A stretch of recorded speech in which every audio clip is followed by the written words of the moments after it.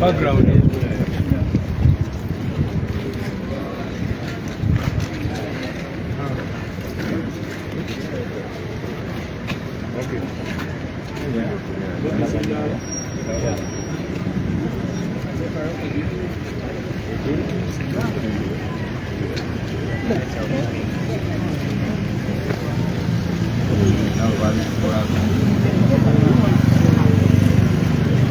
Balik ko din masaglas ka magkaroon na yan. Mas ka magkaroon na yan po yan.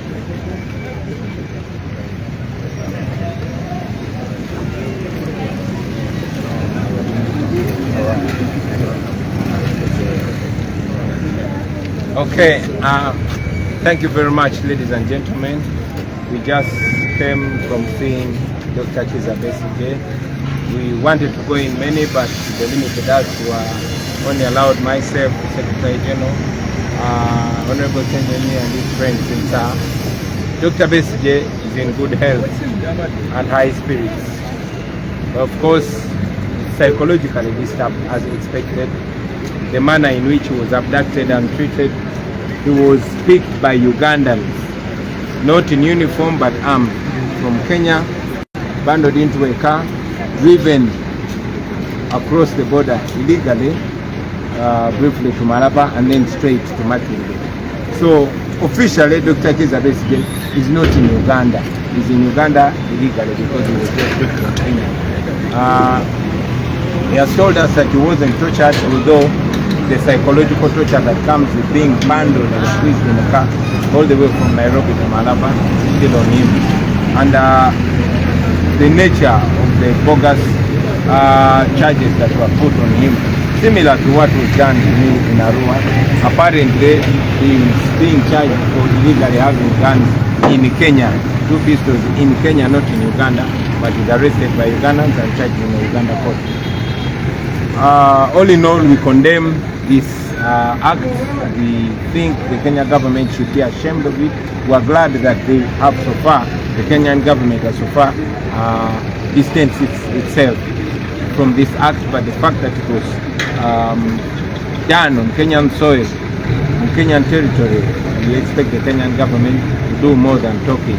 We condemn the impunity of the Ugandan regime, and we call upon all well-wishing Ugandans to stand against this, to condemn it, and to work so hard to see that we return our country to a path of the rule of law. Mwebale nnyo basebo ne bannyabo, tuva munda kulaba ku Dr. Kizza Besigye, tumulabyeko mulamu bulungi era ali strong. Newankubadde era embeera gye bamuyisizaamu temulese kyekimu, naddala mu ndowooza bamukwatidde Kenya.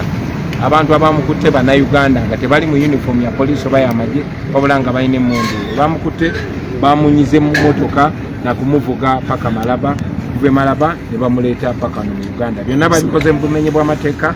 Tewali we bakonye mu passport ye nti avudde Kenya aze Uganda. Kugamba mu bufunze Dr. Besigye ali mu Uganda mu bumenyi bw'amateeka. Engeri gye bamulesemu nga bamunyize naddala okumuvuga okuva Nairobi paka Malaba yabadde temuwa kitiibwa. Naye ate okusingira ddala n'ebisangosango bye bamutaddeko ebyobwewussa, ogamba nti bamukutte n'emmundu pisto 2 ng'ali Kenya. Naye bannayuganda bye bamukutte, amagye oba poliisi e Kenya tennamugulako musango gwonna.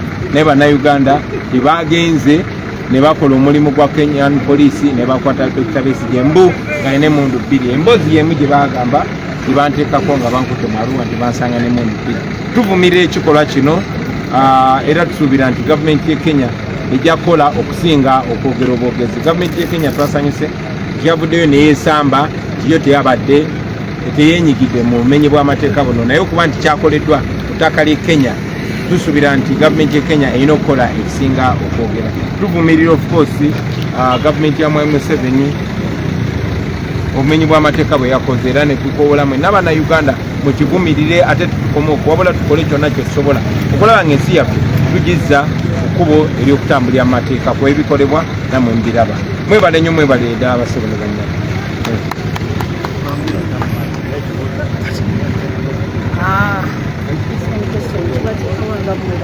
Bannabyabufuzi nga yeekondera okuva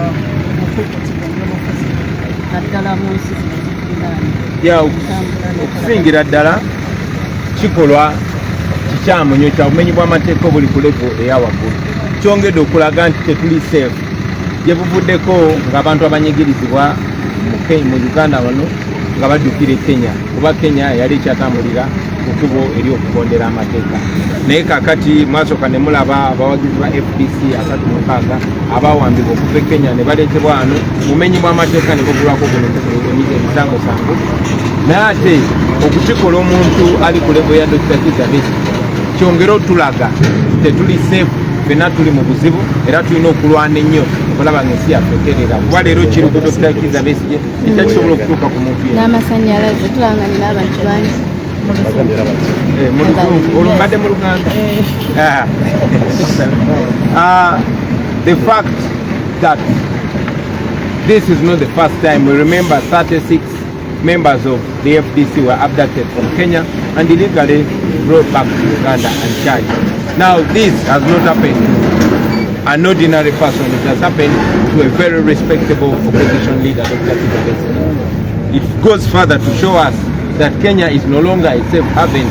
We used to look at Kenya as a safe haven for dissidents in Uganda, especially that it had a certain degree of respecting the law. But now, if this is happening to even senior leaders, then nobody is safe.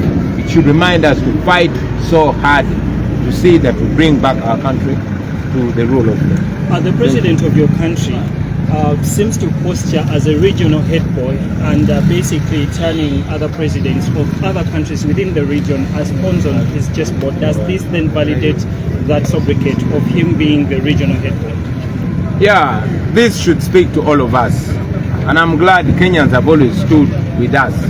It's not the Kenyan people that did it. It is the negligence or complacency of the Kenyan government. And according to Dr. Besigye, even if Uganda is victim, but there were Kenyans also involved in that gross action. So this should speak to us, not as Ugandans, and not only as Kenyans, but as East Africans. We have to put an end to this. I warned the Kenyans a few months ago and told them that they are not far from this impunity. If they allow that nonsense to happen, it will continue, and sooner than later, we all want to be free. So let's unite and fight impunity and fight dictatorship. Dictatorship can always spill across borders like it is threatening to spill into Kenya. We must fight and defeat it together.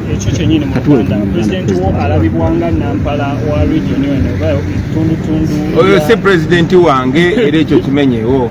Mwami Museveni nakyemalira we Uganda yefudde nakwano agezaako okwefula nti akulembera ensi zino zonna. Ekyo no kituleetedde ebizibu emirundi mingi ne Rwanda yali egaddeko ne booda yaffe olw'empisa za Museveni. Kaakati yagenze ne Kenya n'agifuula nti yagifuga Kenya. Ekyo no kyongedde okuswaza Kenya naye kyongere okutulaga ffenna nti obwannakyemalira buba mu nsi emu kyangu nnyo okubona ne bugenda ne mu nsi endala era tulina okwegata ne tubulwanyisa ffenna naye temufaayo tujja birwanyisa tugenda biwangula ne Museveni tujja mujja.